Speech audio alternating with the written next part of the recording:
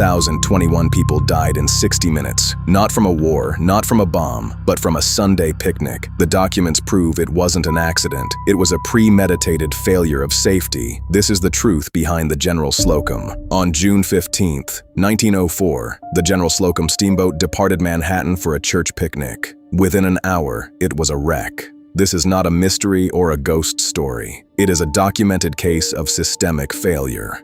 Federal investigation reports confirm that every safety measure failed because in practice, those measures did not actually exist.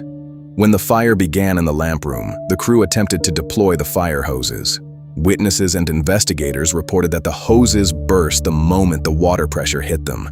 These hoses had not been replaced for years. They were dry-rotted and brittle. The government inspector who was supposed to certify these hoses had signed the paperwork just weeks earlier without performing the required pressure tests. As the fire spread, the decks became a scene of absolute chaos. Witnesses on the shore described seeing mothers desperately strapping life vests onto their children, trusting in the safety equipment they believed would keep them safe. But that trust was their final betrayal.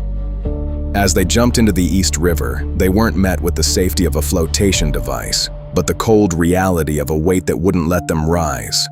The water, meant to be their sanctuary, became their grave. The most damning evidence involved those life preservers. Under federal law, these were required to contain at least 6 pounds of granulated cork.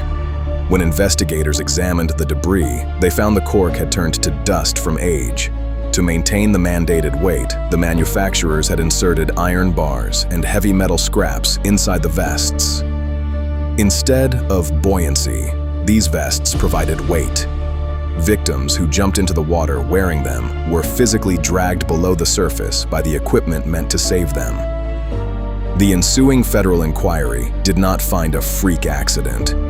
It found a paper trail of falsified inspection logs. The ship's owners were aware of the vessel's condition, but chose not to invest in maintenance. While the captain was sentenced for criminal negligence, the majority of the inspectors and corporate stakeholders involved in the oversight fraud faced minimal to no repercussions. The General Slocum disaster forced the first major overhaul of American maritime safety laws. It stands as a historical record of what happens when inspections become a formality rather than a duty. I'm the jester of truth. We deal in facts, not fiction. Keep searching for the echoes unknown.